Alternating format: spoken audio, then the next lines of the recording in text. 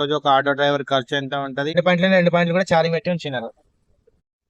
Hi friends, అందరికి నమస్కారం అండి. అయితే ఈ వీడియోలో నేను ఏంటంటే ఈ రోజు మనం ఒక ఎలక్ట్రికల్ ఆటోతోని ఒక ఆటో డ్రైవర్కి ఎంత ఖర్చు ఉంటుంది మనం ఉదయం 6 గంటలకు బయలుదేరి సాయంత్రం 6 గంటల వరకు ఆటో నడిపినట్లయితే ఎంత వరకు ఆదాయం చేయగలుగుతాం అనేది ఈ వీడియోలో మీకు చూపించబోతున్నాను. ఎందుకంటే నాకు చాలా మంది అన్న ఎలక్ట్రికల్ ఆటోతో ఎంత మిగులుతుంది, ఎంత ఆదాయం వస్తుంది అని చాలా రకాలుగా అడుగుతున్నారు. యూట్యూబ్లో కాకుండా బయట కూడా చాలా క్వశ్చన్స్ అయితే వేస్తారు నాకు ఆ ఎలక్ట్రికల్ ఆటో గురించి.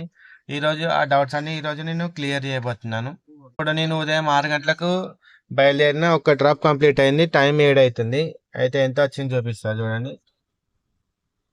175 రూపాయలు వచ్చింది ర్యాపిడోలో. ఊబర్లో చూసుకుంటే ఇంకేం రాలేదు, 0 ఉంది. టైం 7 అవుతుంది. 175 రూపాయలు అయినాయి. చూడండి ఫ్రెండ్స్, ఇప్పుడైతే మధ్యాహ్నం అయింది. అంటే మధ్యాహ్నం కూడా కాలేదు, ఇంకా 11:50 అవుతుంది.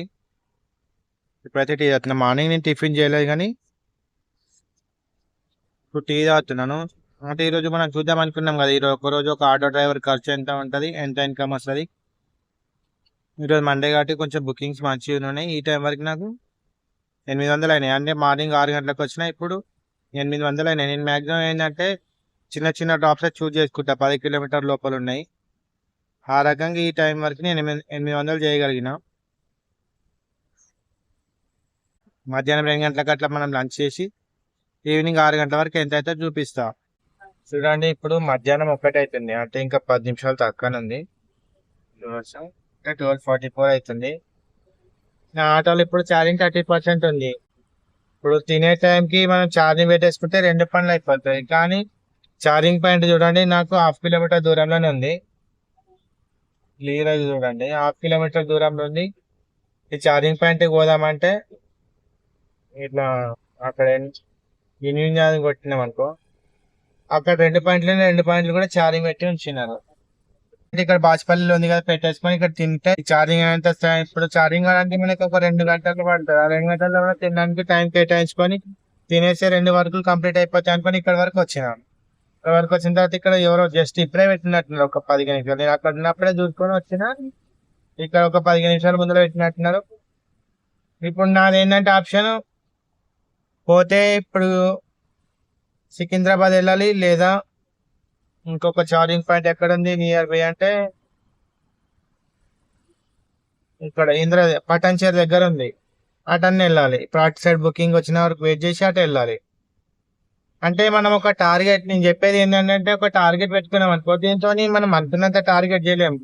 కాకపోతే ఒక అమౌంట్ నేను ఈరోజు ఒక 1500 నుంచి 2000 వరకు సంపాదించగలుగుతా. అంటే చూసుకొని చిన్న చిన్న రైడ్స్ చూసుకొని అట్లా వెళ్తా ఉంటే మనం ఒక 1500 నుంచి 2000 వరకు చేయగలుగుతాం. అంతేగాని దీంతో నేను ఒక 3000 చేయాలని పెద్ద పెద్ద టార్గెట్ పెట్టుకుంటే ఏంటంటే మనకు టైం కలిసి రావాలి.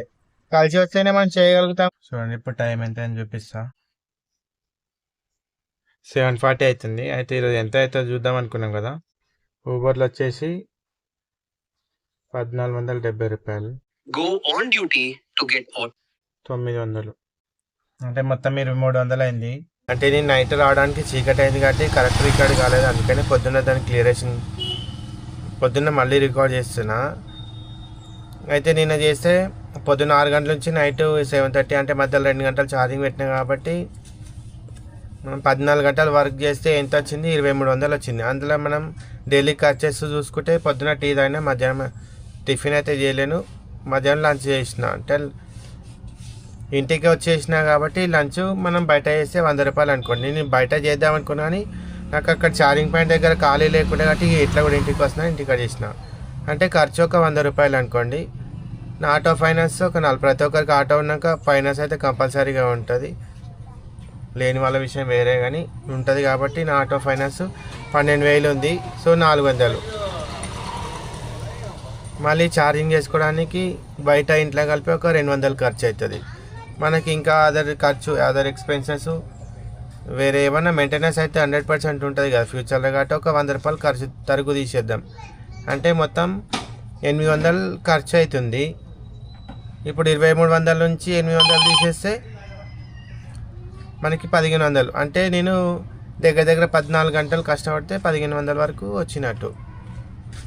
అంటే ఒక ఆటో డ్రైవర్గా 1500 సంపాదిస్తున్నాం ఇంత కష్టపడి అంటే మనకు కనిపిస్తుంది చూసేటప్పుడు 2500 చేసినా 3000 చేసినా అని అనిపిస్తుంది, కానీ దాని వెనకాల ఖర్చు ఎంత అయింది, మనం కష్టం ఎంత ఉంది అనేది కూడా చూసుకోవాలి. మేము ఎంత కష్టపడుతున్నాం, కష్టపడడానికి ప్రతిఫలం కరెక్ట్గా ఉందా లేదా. ఎందుకంటే ఈరోజు 3000 ఇప్పుడు పొద్దంతా కష్టపడి ఈరోజు 3000 చేస్తాం, తెల్లారి పోలేకపోతాం. అరే నేను వేసినా కదా అని ఒకరోజు 1000 రూపాయలు చేస్తాం. అంటే మంత్లీ మొత్తం యావరేజ్ చూసుకుంటే మనం ఎంతవరకు చేస్తున్నాం, 14 గంటలు చేస్తే 1500 వరకే వచ్చింది. తెల్లారి కొంచెం లేట్ పోగలిగిన.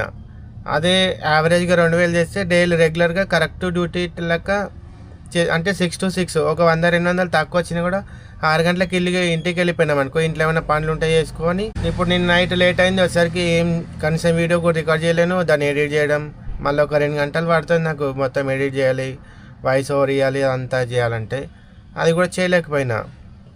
అంటే మనం కూడా దీన్ని ఒక డ్యూటీ లెక్క చేస్తే ఒక టార్గెట్ పెట్టుకొని రీచ్ కాగలుగుతాం. అంటే నెలకు ఒక 50,000 అయితే ఈజీగా సంపాదించుకోగలుగుతాం. అంతేగాని ఈరోజు 3000 చేసినాము, ఈరోజు చేసినాం కదా రేపు వద్దు ఇట్లా అనుకోకుండా ఒక సిస్టమేటిక్గా చేసుకుంటే మన హెల్త్ కూడా బాగుంటుంది, మన ఇంట్లో పనులు కూడా చూసుకోవడానికి వీలుంటుంది. అట్లా చేసుకుంటే బాగుంటుందని నా ఆలోచన. ఇది ఇవాల్టి వీడియో. రేపు మరో ఇంట్రెస్టింగ్ వీడియోతో కలుస్తాను. ఎందుకంటే రేపటి వీడియోలో చాలా అంటే చాలా ఇంపార్టెంట్ టాపిక్ చెప్పబోతున్నాను. ఆ వీడియో చాలా ఇంట్రెస్టింగ్గా ఉంటుంది. ఇది ఇవాల్టి వీడియో ఫ్రెండ్స్. ఈ వీడియో నచ్చితే తప్పకుండా లైక్. మరో మంచి వీడియోతో మీ ముందు ఉంటాను. నేను మీ బాల.